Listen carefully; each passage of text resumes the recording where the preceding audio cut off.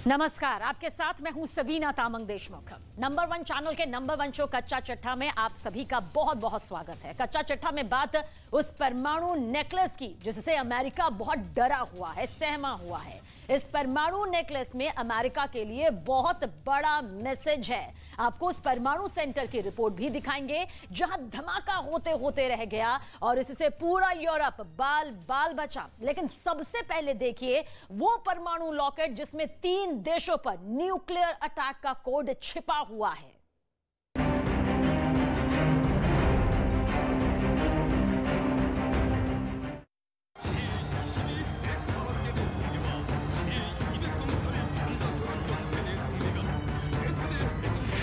तालियों की गड़गड़ाहट के बीच किम जोंग उन का पब्लिक के बीच आना ये नया नहीं है, लेकिन इस बार किम जोंग उन का इरादा अलग है। किम जोंग उन की नई तस्वीरें पूरी दुनिया में वायरल हो चुकी हैं। इन तस्वीरों में किम जोंग ने अपनी मिसाइल भी दिखाई, नई कमांडो फोर्स भी दिखाई और अपनी पत्नी का परमाणु लॉकेट भी दिखाया। ये लॉकेट बहुत बड़ा रहस्य बन गया है। सवाल है कि क्या इस लॉकेट में किम की परमाणु पावर का ट्रेलर छुपा हुआ है? इस मिसाइल वाले लॉकेट को लेकर किम का इरादा बहुत खतरनाक है। किम इस बार परेड में बेटी को भी लाए, पत्नी भी साथ थी जिन्होंने परमाणु मिसाइल का लॉकेट पूरी दुनिया को दिखाया। इसके अलावा प्योंगयांग में जापान और दक्षिण कोरिया को दहशत में डालने वाली परेड भी है। साथ में वो मंच भी जहां से उत्तर कोरिया का नेतृत्व अमेरिका जैसी सुपर पावर को चैलेंज दे रहा है। किम जोंग उन हमेशा हैरान करते हैं और इस बार वो अपनी बेटी किम जू ए को दुनिया के सामने अलग अंदाज और ज्यादा तैयारी के साथ लाए हैं। 10 साल की किम जू ए चाहे मिसाइल के साथ तस्वीरों में हो या फिर किसी कार्यक्रम में, ये 5वीं बार है जब किम जोंग उन अपनी बेटी को उत्तर कोरिया की पब्लिक के सामने लाए हैं। सवाल है कि क्या किम जोंग उन ने बता दिया है कि अब उत्तर कोरिया में लीडरशिप की अगली कतार में कौन है? किम जोंग उन के दादा किम इल संग ने उत्तर कोरिया पर 1948 से 1994 तक हुकूमत की। उनके निधन के बाद उनके बेटे यानी किम जोंग उन के पिता किम जोंग इल के पास सत्ता आई और 2011 तक उत्तर कोरिया पर काबिज रहे। पिता के निधन के बाद सत्ता किम जोंग उन के पास आई और अब 1 दशक बाद वो अपनी बेटी को दुनिया के सामने लाए हैं। सवाल है कि क्या किम जोंग उन ने ये मैसेज दिया है कि उत्तर कोरिया में सेकंड लाइन लीडरशिप तैयार हो रही है? अमेरिका में उत्तर कोरिया को लेकर बहस शुरू हो गई है, क्योंकि जब यूरोप में यूक्रेन को बहुत बड़े युद्ध का सामना करना पड़ रहा है, खतरा पूरे नेटो पर है, तब किम जोंग उन ने अपने विध्वंसक हथियारों का मेला लगा दिया है। उत्तर कोरिया अब एक नए युद्ध का डर दिखा रहा है। सेना की 75वीं सालगिरह पर किम की मिसाइल के साथ पूरा परिवार चर्चा में है। किम की पत्नी से मिलिए। इस तस्वीर में किम की पत्नी री सोल जू भी हैं और उन्होंने मिसाइल वाला नेकलेस भी पहना हुआ है। यानी किम ना सिर्फ परेड में मिसाइल वाली धमकी दे रहे हैं, बल्कि पत्नी को मिसाइल वाला नेकलेस पहनाकर ये बता रहे हैं कि उत्तर कोरिया का परमाणु बटन और उसका सीक्रेट कोड अमेरिका को ढूंढते नहीं मिलेगा। किम की पत्नी ने जो नेकलेस पहना वो इसी होसोंग 17 मिसाइल पर तैयार किया गया है और यही मिसाइल किम ने अपनी परेड में भी दिखाई है। देखा जाए तो ऐसी मिसाइल से ही किम जोंग उन को लेकर दुनिया का भरोसा ऑल टाइम लो है और इसका सबसे बड़ा नुकसान अमेरिका को उठाना पड़ सकता है। वो पुतिन का नाम लेकर अब उत्तर कोरिया को समझाना चाहता है। प्रशांत महासागर में अमेरिका की मिलिट्री कमांड इस वक्त बहुत ज्यादा एक्टिव हो चुकी है। उत्तर कोरिया को लेकर अमेरिका के एक बड़े जनरल ने क्या कहा है, बहुत गौर से देखिएगा। War is complicated. Military conflict is unpredictable. It's human, it's violent, it can go a number of different ways. Russia found that out. They continue to find that out. America अपने bombing mission और परमाणु खतरों को लेकर कितना गंभीर है, इसका एक वीडियो दक्षिण कोरिया के आसमान से भी आया। ये अमेरिका और दक्षिण कोरिया की ड्रिल की तस्वीरें।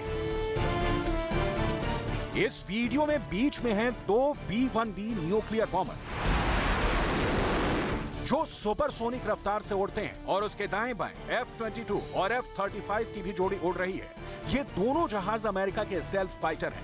दक्षिण कोरिया के पास भी F-35 है और ये बात उसे उत्तर कोरिया के खिलाफ मजबूत एयर पावर की गारंटी देती है। उत्तर कोरिया जब परमाणु मिसाइल की टेस्टिंग करने में जुटा हुआ है, तब अमेरिका इस इलाके में अपने दोस्त दक्षिण कोरिया और जापान के साथ ऐसे युद्धाभ्यास कर रहा है ताकि चाहे किम जोंग उन हो या फिर शी जिनपिंग, वो ये भरोसा कायम रख सके कि युद्ध के वक्त अमेरिका सबसे पहले मदद करने पहुंचेगा।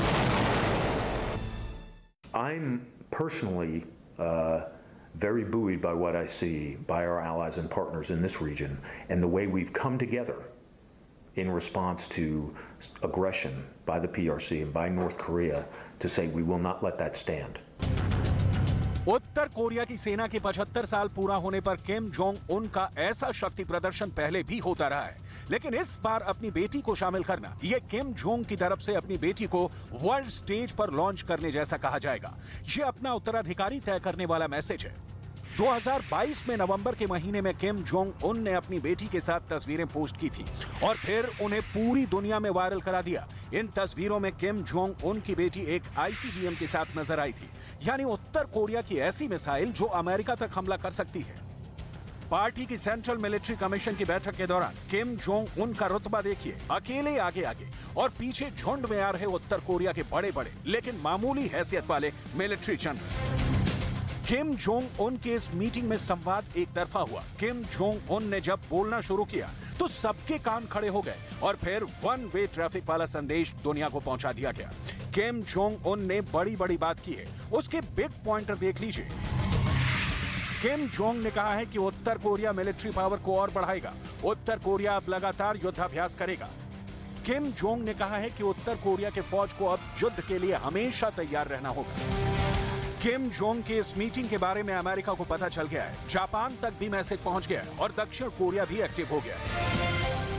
Our commitment to the defense of the Republic of Korea, as well as to Japan, is ironclad. And in that light, we're also committed to strengthening our trilateral cooperation, which enhances both deterrence and the defense of our countries. ये ऐसा वक्त है जब धमाके तो Ukraine में हो रहे हैं, लेकिन मिसाइलों के लॉन्च से लेकर टारगेट पर हमलों के बीच उत्तर कोरिया अमेरिका के लिए बहुत बड़े तनाव की वजह बन चुका है, क्योंकि किम जोंग उन के दिमाग में कुछ खतरनाक चल रहा है। किम जोंग उन की ब्रेन मैपिंग में बहुत बड़ी खुराफात नजर आ रही है। किम जोंग उन हमेशा की तरह परमाणु बम से लेकर हर उस हथियार के बारे में सोच रहे हैं जो अमेरिका को सबसे बड़ा धोखा दे सकता है।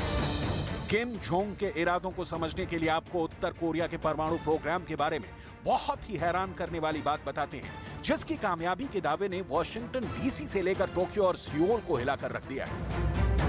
उत्तर कोरिया का हाइपरसोनिक ग्लाइड व्हीकल वाला कार्यक्रम इस लेवल पर पहुंच गया है कि अगर उत्तर कोरिया के हाइपरसोनिक मिसाइल ने इलाके में तैनात मिसाइल डिफेंस सिस्टम को धोखा दिया, तो इसका मतलब है कि ना दक्षिण कोरिया सुरक्षित, ना जापान सुरक्षित और अमेरिका पर तो खतरा बहुत ज्यादा बढ़ जाएगा।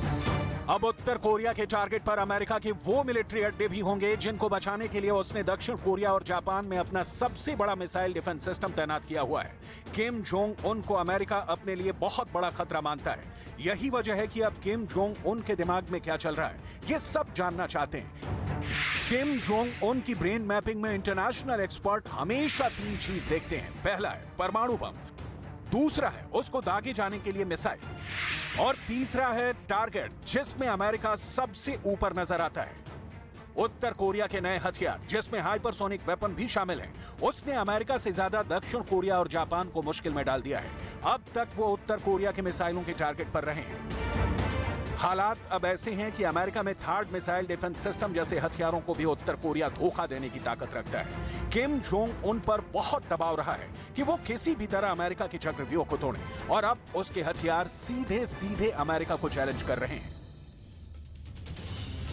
ज़ेलेंस्की का यूक्रेन युद्ध में पूरी तरह से और बुरी तरह फंस चुका है। हालात ये हो गए हैं कि यूक्रेन को ना तो घातक टैंक अभी तक मिल पाए हैं और ना ही लंबी दूरी की मिसाइलें यूक्रेन को मिली हैं। इधर व्लादिमीर पुतिन ने यूक्रेन के खिलाफ 100 मोर्चों पर युद्ध शुरू कर दिया है और धमाके ऐसे हो रहे हैं कि परमाणु सेंटर फटते फटते कुछ इस तरह बचा है।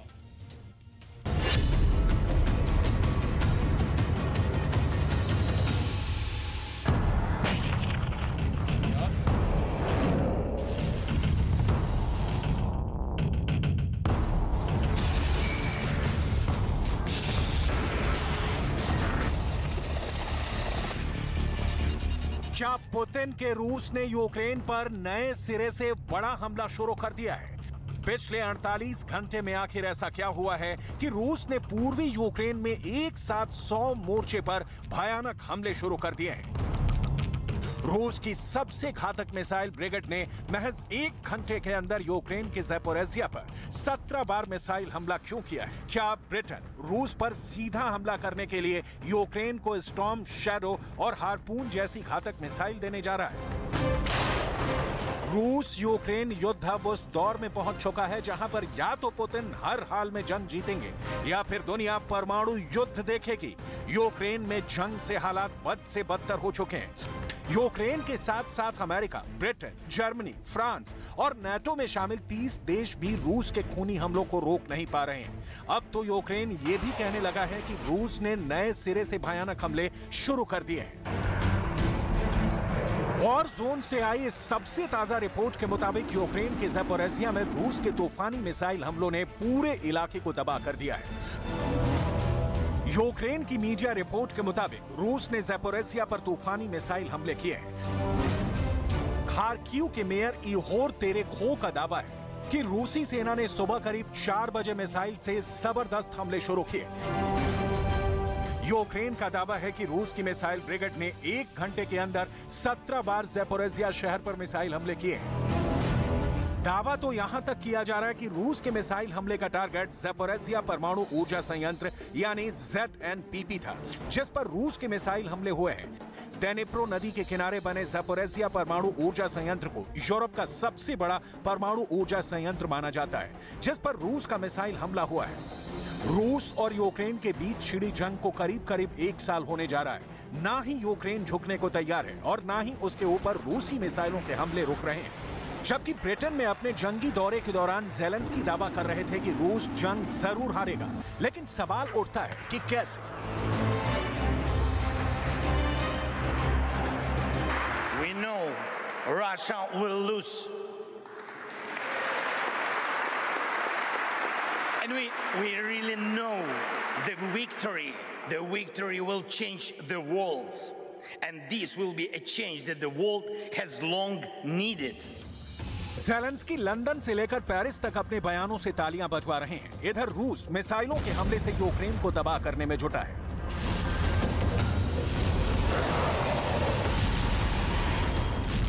जनवरी 2023 तक यूक्रेन को नाटो और पश्चिमी देशों से 2 लाख करोड़ के हथियार मिल चुके हैं, लेकिन यूक्रेन जीतने की बजाय रूस से हारता जा रहा है।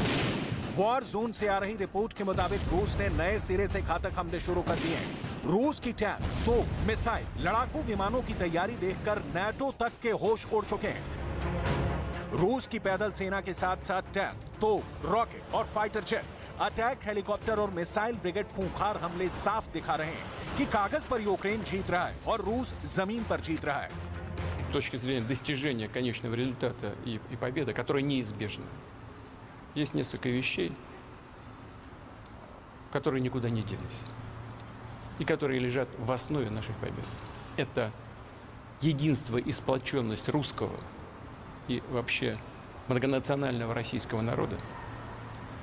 Это мужество и героизм наших бойцов в рамках специальной военной операции и на линии фронта. यूक्रेन भी रूस के नए हमलों को लेकर बुरी तरह से घबराया हुआ है। एक तरफ नाटो से यूक्रेन को हथियार वक्त पर नहीं मिल रहे हैं, तो वहीं दूसरी तरफ रूस के तीखे और घातक हमले कम होने की बजाय तेज होते जा रहे हैं। खास तौर से पूर्वी यूक्रेन के Bakhmut, Zaporizhzhia, Crimea, Donbas, Donetsk, Kherson, Kharkiv, Sumy में रूस और यूक्रेन की फौज आमने सामने की जंग कर रही है। यूक्रेन के टॉप कमांडर तो साफ कह रहे हैं कि पुतिन ने रूस की फौज को मीट ग्राइंडर यानी मीट की चक्की में फेंक दिया है। यूक्रेन के कमांडर तो यहां तक दावा कर रहे हैं कि बख्मूत में महज 30 फीट के फासले पर कब्जे करने की कोशिश में एक दिन में 1030 रूसी सैनिक मारे गए, यानी 10 मीटर में 1000 से ज्यादा सैनिक यूक्रेन के हाथों मारे गए। लेकिन उसके बावजूद रूस की फौज पीछे हटने की बजाय लगातार आगे बढ़ती जा रही है। पूर्वी यूक्रेन के सोलेदार पर कब्जा करने के बाद वहां से 15 किलोमीटर दूर बख्मूत रूस का मेन टारगेट बन चुका है। अब यूक्रेन ने रूसी हमलों को लेकर एक नया दावा किया है। यूक्रेन के राष्ट्रपति कार्यालय के सलाहकार माइखाइलो पोडोलिक ने दावा किया है कि यूक्रेन में पूरे फ्रंट लाइन पर एक दिन में करीब 100 भीषण हमले हुए हैं। 100 मोर्चों पर रूस और यूक्रेन के बीच भयानक जंग हो रही है।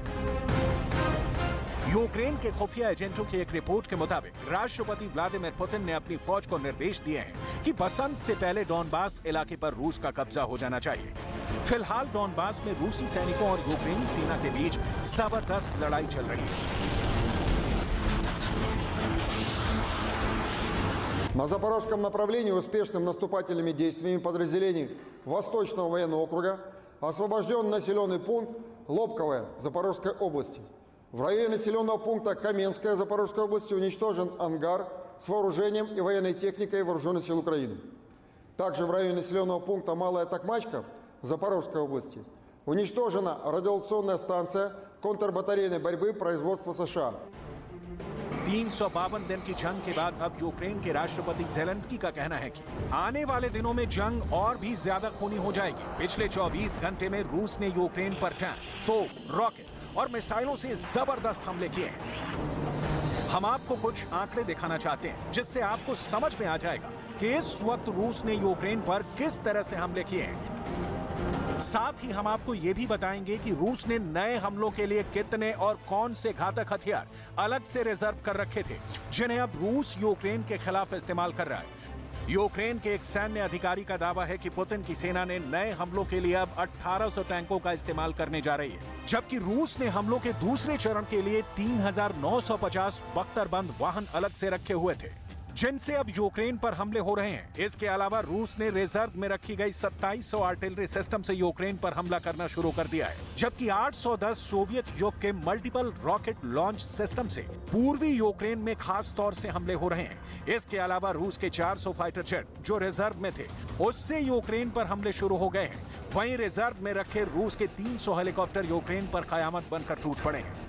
राष्ट्रपति ज़ेलेंस्की ने भी कहा है कि रूस के ये घातक हथियार यूक्रेन के लिए बहुत बड़ी मुसीबत साबित होंगे। सोलेदार पर रूस का कब्जा हो चुका है। कीव पर बड़े हमले की तैयारी से पहले रूस ने अब बख्मूत में अगले 24 घंटे में कब्जा करने का ऐलान किया है। बख्मूत पर कब्जा करने के लिए रूस ने सोलेदार पर हमले का फॉर्मूला फिर से इस्तेमाल करना शुरू कर दिया है। सोलेदार में एक दिन में ही 91 बार जमीन, आकाश और समंदर से भयानक हमले किए गए थे। ठीक इसी तरह से अब रूस ने बख्मूत पर कब्जा करने के लिए भयानक हमले शुरू कर दिए हैं। कुछ रिपोर्ट के मुताबिक बख्मूत पर रूस टैंकों से घेराबंदी कर चुका है, जबकि पैदल सेना एक-एक सड़क, चौराहे और गली को ब्लॉक करती जा रही है।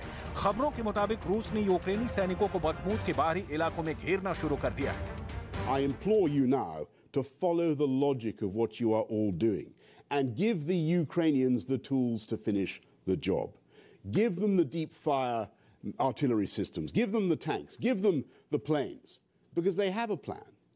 They know what they need to do, and my God, they've shown they have the skill and the bravery to do it. Zelensky को पूरी उम्मीद है कि ब्रिटेन, फ्रांस और जर्मनी उन्हें घातक टैंक, फाइटर जेट और मिसाइलें देंगे। अब खबर आ रही है कि ब्रिटेन रूस पर हमला करने के लिए घातक मिसाइलें देने जा रहा है। ब्रिटिश मीडिया के मुताबिक ब्रिटेन अपनी घातक मिसाइल स्टॉर्म शैडो और हार्पून यूक्रेन को जंग के लिए दे सकता है। अब जरा जान लीजिए ब्रिटेन की स्टॉर्म शैडो और हार्पून मिसाइल कितनी खतरनाक है। ब्रिटेन की स्टॉर्म शैडो मिसाइल हवा से लॉन्च की जाने वाली क्रूज मिसाइल है। स्टॉर्म शैडो मिसाइल 600 मील प्रति घंटे या कहें कि 965 किलोमीटर प्रति घंटे की रफ्तार से उड़ती है, जबकि ब्रिटेन की स्टॉर्म शैडो मिसाइल 350 मील या कहें कि 563 किलोमीटर तक टारगेट को सटीक तरीके से तबाह कर सकती है। वहीं ब्रिटेन की हार्पून क्रूज मिसाइल 150 मील या कहें कि 241 किलोमीटर दूर तक टारगेट को तबाह कर सकती है। हार्पून क्रूज मिसाइल के बारे में दावा किया जाता है कि हार्पून क्रूज मिसाइल GMLRS रॉकेटों से 6 गुना अधिक मारक क्षमता रखती है। लेकिन सवाल उठता है कि आखिर यूक्रेन पर हो रहे रूस के तूफानी हमलों को कैसे रोका जाएगा, क्योंकि जो घातक टैंक, मिसाइल अब तक यूक्रेन को मिल जानी चाहिए थी, वो सिर्फ अभी कागजी कार्रवाई तक ही सीमित है। यानी यूक्रेन इस वक्त जंग कागजों पर जीत रहा है। यूक्रेन को हथियार कागजों पर मिल रहे हैं, जंग लड़ने के लिए नहीं। ऐसे हालात में रूस के तूफानी मिसाइल हमले अगले 2 हफ्तों में यूक्रेन का क्या हाल करेंगे, इसका अंदाजा शायद यूक्रेन के साथ साथ अब नाटो को भी हो चुका है। यूक्रेन महायुद्ध से तबाह है, लगातार तबाह हो रहा है और पाकिस्तान अपने हुक्मरानों से, डूबते हुए पाकिस्तान को आईएमएफ के कर्ज से जो उम्मीद बंधी हुई थी अब वो टूटती बिखरती हुई नजर आ रही है। शहबाज शरीफ की नाकामियों का एक और उदाहरण है। हालांकि ये कर्ज मिल भी जाए तो भी पाकिस्तान को डूबने से कोई नहीं बचा सकता। सालों साल पाकिस्तान की सरकारों ने जिस जहर की खेती की है उसके सामने कोई भी उसे कर्ज नहीं देना चाहता। कोई भी नहीं चाहता कि उसे कर्ज मिले, क्योंकि होना यही है कि पाकिस्तान को जितना दिया जाएगा पाकिस्तान कर्ज तले उतना ही दबता चला जाएगा।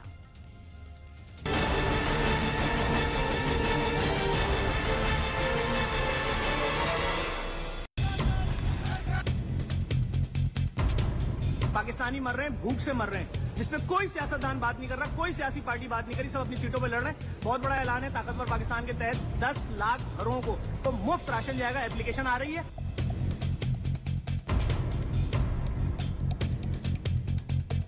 भूख से मरते पाकिस्तान का ये सच इस्लामाबाद टू रावलपिंडी कोई नहीं समझ रहा। किसी को पाकिस्तान के आवाम के पेट की नहीं पड़ी है। रात के अंधेरे में भूख से तड़पते लोगों की दर्द वाली दास्तान सुनने के लिए उन तक कोई नहीं पहुंच रहा है। जल्दी जल्दी आते हैं कि आटा मिल जाए, लेकिन सुबह 10 बजे आया, अभी तक आटा नहीं मिले। 7-8 बजे तक इधर रहे, सुबह से आया था लेकिन कोई चीज नहीं मिला, आटा नहीं मिला। अदद एक रोटी की दरकार है और देश वो भी देने में बीमार है। गरीब सोचते हैं हम दालें खा लें, मगर दाल भी नहीं खा सकते हैं। वो कहते हैं हम चावल खा लें, चावल भी महंगा है, दाल भी महंगे है। परेशान है, इनको चाहिए कि ये इन चीज़ों को सस्ता करें और लोगों की परेशानियों को कम करें। अर्थव्यवस्था की टूटती सांसों को आईएमएफ का सहारा मिलना था, लेकिन उसने भी किनारा कर लिया। पाकिस्तान की इकॉनमी की गिरती ईंटें अब दीवार दर दीवार ठहर रही हैं। सियासत के तथाकथित सूरमाओं ने पाकिस्तान का बेड़ा गर्क कर दिया है। हाथ पसारने से पहले ही कर्जदाता मुंह फेर लेता है। दोस्ती की कस्में खाने वाला चीन, समय पर साथ देने का वादा करने वाला अमेरिका, मुसीबत का अब तक का सबसे बड़ा दोस्त सऊदी अरब, मुसीबत के मारों का रखवाला कोई नहीं है। आईएमएफ की कर्ज वाली नैया भी बीच मझधार में डूब रही है। सड़क से संसद तक पाकिस्तान के रेशे रेशे में एक आग दहक रही है। पाकिस्तान में भूखे लोगों की फौज बढ़ती जा रही है। रोटी की सौदेबाजी हो रही है, रोटी के लिए लड़ाई हो रही है,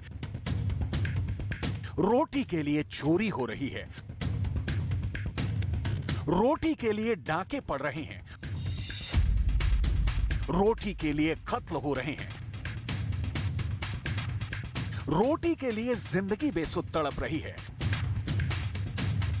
ताकतवर मजलूम का हक मार रहा है, जमहूरियत खूंटी पर टांग दी गई है। रसूखदारों और सियासतदानों के घरों में रोटी पर मक्खन की परतें चढ़ाई जा रही हैं। इधर आवाम पेट पर हाथ मलते भूख से व्याकुल सूनी आंखों से रोटी की आस देख रही है।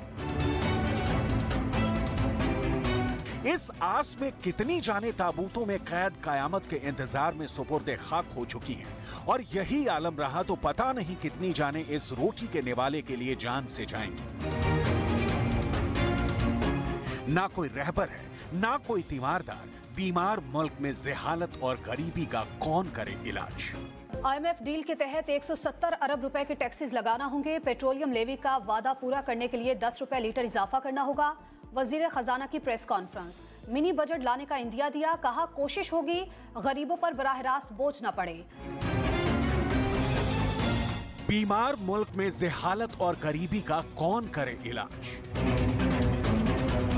सितम के सन्नाटे में जनता ने जिन रहनुमाओं को अपना सरकार चुना था, वो लंदन की हवेली में बैठे पाकिस्तान के आवाम की तकदीर लिख रहे हैं। और इधर इस्लामाबाद में उनके भाईजान पीएम शहबाज शरीफ उनकी लिखी तकदीर वाले स्क्रिप्ट पर पाकिस्तान का अंधकारमय भविष्य लिख रहे हैं, क्योंकि वर्तमान में देश को कंगाली से बाहर निकालना उनके बूते के बाहर की बात दिख रही है। बड़ी मुश्किल से तो माना था अंतर्राष्ट्रीय मुद्रा कोष कर्ज देने के लिए, वो भी इतनी कड़ी शर्तों के साथ कि सरकार को नानी याद आ गई, और वो भी अब हाथ से जाता हुआ दिख रहा है। IMF का कहना है कि आने वाले दिनों में माशी पॉलिसियों पर अमल दरामद के लिए तफसीलात को हतमी शक्ल दी जाएगी।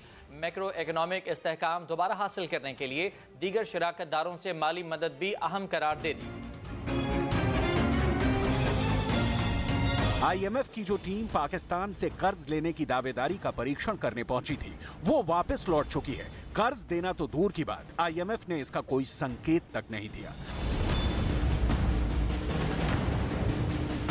मामला ऐसा लटका है कि इधर पाकिस्तान में कोहराम मचा है, क्योंकि नवाज शरीफ की डायरी में पाकिस्तान का जो नसीब उकेरा जा रहा है, उसका मतलब बनता है कंगाल पाकिस्तान, लुटता पिटता पाकिस्तान, परेशान पाकिस्तान, लाचार पाकिस्तान, बेबस पाकिस्तान, फटेहाल पाकिस्तान, एक ऐसा पाकिस्तान जिसे IMF का कर्ज मिल भी जाए तो उसकी हालत नहीं सुधरने वाली, नहीं बदलने वाली, ठीक इस शेर की तरह की। रात भर दरो दीवार पर इतनी हुई है बारिश, अगर सुबह धूप भी निकली तो दरक जाएगी। उजड़ते पाकिस्तान के लाइलाज हाल की सबसे लेटेस्ट रिपोर्ट यहां है। IMF के साथ बेल आउट पैकेज वाली डील फाइनल नहीं हुई। इस बेल आउट पैकेज के लिए पाकिस्तान 10 दिनों से IMF के सामने गिड़गिड़ा रहा था, लेकिन IMF के साथ पाकिस्तान की बातचीत बेनतीजा निकली। परिणाम यह है कि पाकिस्तान को मिलने वाला 57,000 करोड़ रुपए का लोन बीच में ही अटक गया है। कहां से टूटेगा पाकिस्तान? कितना टूटेगा पाकिस्तान? और सबसे बड़ा सवाल यह कि क्या होगा हिंदुस्तान के सबसे खास पड़ोसी मुल्क का, जिनके हुक्मरानों की नींद में अब भी आवाम के निवाले का सपना नहीं आता, जिनके दिल में जनता के लिए हूक नहीं उठती, जिनके दिमाग में पब्लिक के कल्याण का ख्याल नहीं आता, जिनकी आंखों से जनता के हिस्से का पानी सूख चुका है, जिनकी रहनुमाई में पाकिस्तान का सत्यानाश हो चुका है। पाकिस्तान एक बीमार, बेहद बीमार, दुनिया में टापू सा बन गया है, जिस पर कोई जेंटलमैन विचरण नहीं करना चाहता, कोई दुनिया के इस हिस्से की ओर, जिसे पाकिस्तान कहते हैं, देखना नहीं चाहता। पाकिस्तान की सरकारें झूठ के चूल्हों पर टिकी होती हैं।